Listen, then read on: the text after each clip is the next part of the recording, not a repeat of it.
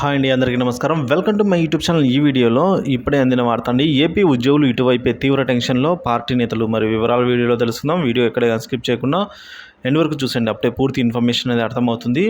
అలాగే వీడియో నచ్చినట్లయితే ఒక లైక్ చేయండి. ఇంకా సబ్స్క్రైబ్ చేసుకున్నట్లయితే మన ఛానల్ని సబ్స్క్రైబ్ చేసుకున్న ద్వారా నేను చేసే ప్రతి ఒక్క వీడియో మీ వరకు రీచ్ అవుతుంది.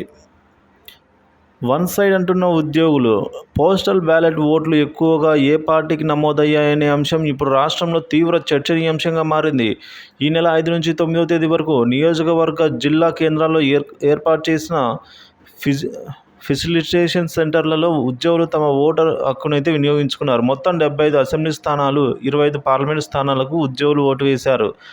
రాష్ట్ర ఎన్నికల ప్రధానాధికారి ముఖేష్ కుమార్ మీనా వివరాల ప్రకారం 25 పార్లమెంటరీ నియోజకవర్గాలకు 4,44,216 ఓట్లు, 175 అసెంబ్లీ నియోజకవర్గాలకు 4,44,218 పోస్టల్ బ్యాలెట్ ఓట్లు అయితే నమోదైనట్టుగా రాష్ట్ర ప్రధాన ఎన్నికల అధికారి తెలిపారు. దాదాపుగా ప్రతి ఓటును ఉద్యోగులు సద్వినియోగం చేసుకున్నట్లు అర్థమవుతోంది. మొత్తం పోలైన ఓట్లలో అసెంబ్లీకి మాత్రం 2 ఓట్లు తక్కువగా పోల్ కాగా పార్లమెంటుకు 2 ఓట్లు తగ్గాయి.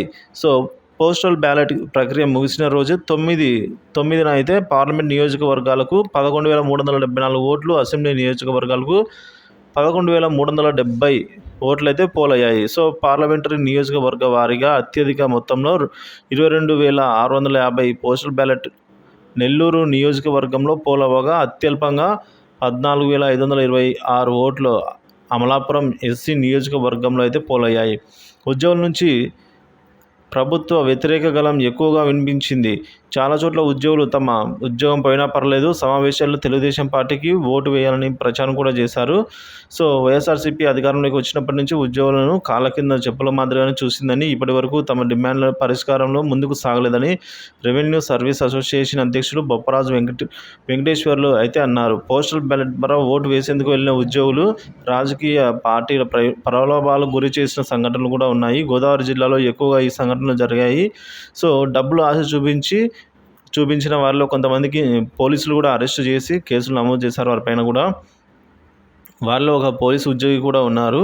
సో ఫెసిలిటేషన్ సెంటర్ల వద్దకు వచ్చి ఓటర్లు డబ్బు ఇచ్చేందుకు ప్రయత్నం చేయగా కొందరు తీసుకోకపోగా మరికొందరు డబ్బులు ఇవ్వడానికి వచ్చిన వారిని తిట్టి పంపిన సందర్భాలు ఉన్నాయి. సో వన్ సైడ్ అంటున్న ఉద్యోగులు. ది ఫెడరల్ ప్రతినిధి పలువురు అయితే ఉద్యోగులను ఓటు వేసే అంశంపై ప్రశ్నించగా మాట్లాడిన ప్రతి ఒక్కరు కూడా తెలుగుదేశం పార్టీకి ఓటు వేసినట్లు చెప్పారు.